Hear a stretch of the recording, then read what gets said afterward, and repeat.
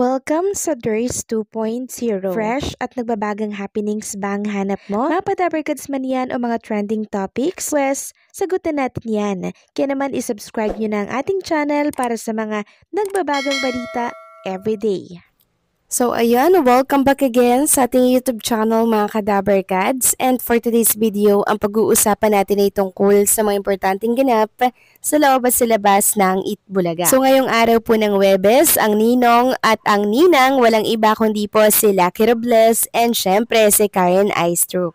Sila naman ang sasalang at magpapasaya sa mga Dabarkads natin and syempre sa mga televiewers. At ang isa pang inaabangan, yung magiging regalo po nila mga Kadabarkads. Samantalang sa Clones Open naman, marami po ang natuwa ng makita nila na sumalang si Jerome Ibardome. Sobrang na-surprise ang lahat mga Kadabarkads kasi hindi po nila expected na present si Jerome kahapon. Sobrang nakakamiss si Jerome Ibardome mga Kadabarkads, no? Na para bang hindi kompleto ang Itbulaga pag wala pong Jerome Ibardome and syempre Ruel Carino. Samantalang next topic naman tayo, pag-usapan natin mga Kadabarkads, etong mga bagong dagdag sa Itbulaga. Ang dami mga Kadabarkads.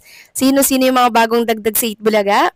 Walang iba kundi po ang mga sponsors like Gardenia, andyan din ang Royal, andyan din ang Champion and syempre McDonald's. So kahapon, namigay po ang Itbulaga ng mga product na nabanggit po natin. Ang McDonald's, nagbigay po ng 100 gift certificate voucher dito po sa Itbulaga Studio Oceans. Grabe, sobrang galante po na mga bagong sponsors ng Itbulaga. Grabe, lahat yan mga Kadabarkads.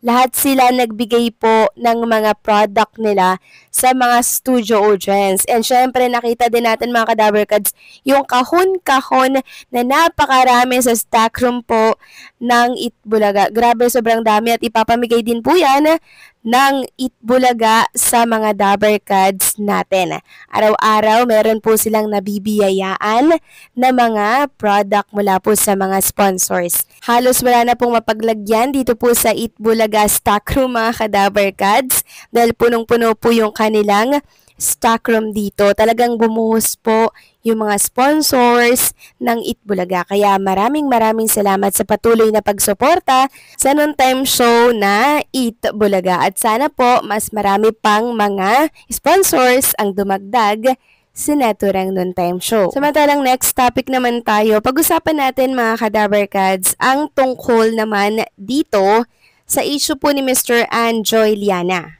Meron kasi tayong nakita na write-ups mga Kadabarkads tungkol dito sa issue ni Anjo Iliana. Siyempre, isi-share ko ito sa inyo. So sabi dito, the ultimate betrayal, ex-wife Jackie Manzano exposes Anjo Iliana's true scandal of debt and volatility, unmasking the Itbulaga feud as a desperate act of financial ruin. So mag-jump na tayo sa mismong topic, no? Sabi dito, this contradiction leads to her devastating conclusion. Iliana's actions are not rooted in principle but in crippling financial crisis. She states that he is currently lubog na raw ito sa mga utang, deeply in debt, and is now being ginagamit or pinagamit, being used or allowing himself to be used by other unseen individuals in this grim scenario.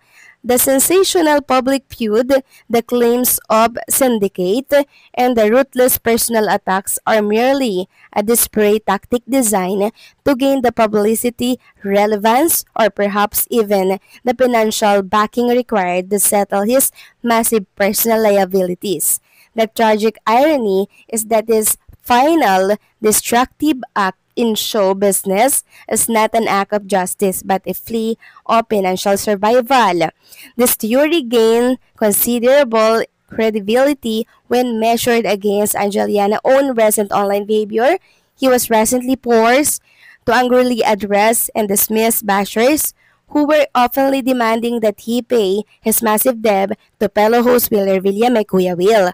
Iliana's attempt to deflect the public concern over his debt only served to confirm the existence and severity. So yun po pala yun. Kung may katotohanan man nga po itong write-ups na to mga kadaver cards, siguro nga po nagpapagamit no si Anjo Eliana base na rin po sa write-ups na to dahil lubog daw di umano sa utang. Grabe din mga kadaver cards no.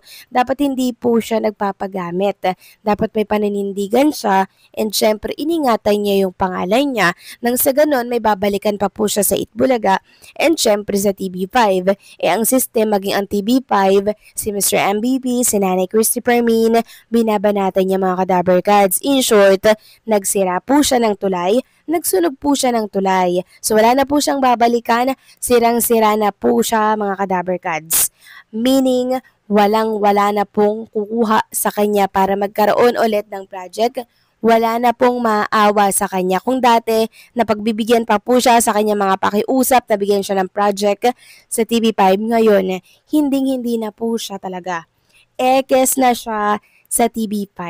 MVP ata yung kinalaban niya mga kadaver cards, kaya sorry na lang Anjo Eliana. Samantalang next topic naman tayo, pag-usapan natin mga kadaver cards ang tungkol nga dito kay Mr. MVP and sa Itbulaga. Sobrang ganda po ng mga plano niya sa mga daver cards natin and syempre sa mismong programa po ng Itbulaga. Since kumikita nga po ng malaki ang Itbulaga, syempre, mas mag-e-expand po yan mga kadaver cards.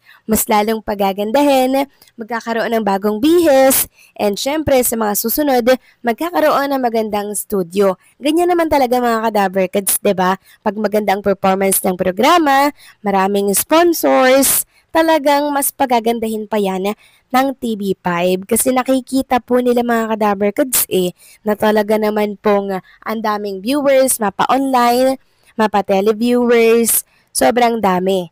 Kaya ang gagawin po ni Mr. MVP, mas palalakasin po ang signal, mga kadaver cards, para nang sa ganun, mas maraming maabot ng Channel 5, mas maraming pwedeng makapanood po ng Itbulaga. Yung iba kasing lugar dito sa ating bansa, mga probinsya, hindi po naabot doon yung TV5. Ang naabot sa kanila ay mga yung GMA, GTV, yun lang. Pero malabo yung TV5. Pero sa oras na gawin na po yan na ni Mr. MVP, mas lalong tataas ang ratings ng Itbulaga. And mas lalong dadami syempre ang sponsors dahil mas marami po ang makakapanood. Di po ba mga kadaver cards? At mas lalong lalakas ang Itbulaga. So yun po yung good news na pwedeng mangyari dito sa Itbulaga. Since maganda po yung performance nila, and syempre, mas malalaki po yung kita. Masarap po yung Pasko ng mga daver cards natin kasi sobrang daming sponsors, ang daming dumagdag kahapon, and pag maraming dumagdag, syempre, mas malaki ang kita. Kaya kung inyo mapapansin, mataas na po ang bigayan sa sugod bahay, mga kapatid. Kaya naman congratulations, Itbulaga. So, paano mga kadaver cards? Hanggang dito na lamang po ang update natin. Maraming salamat sa patuloy po na pagsuporta.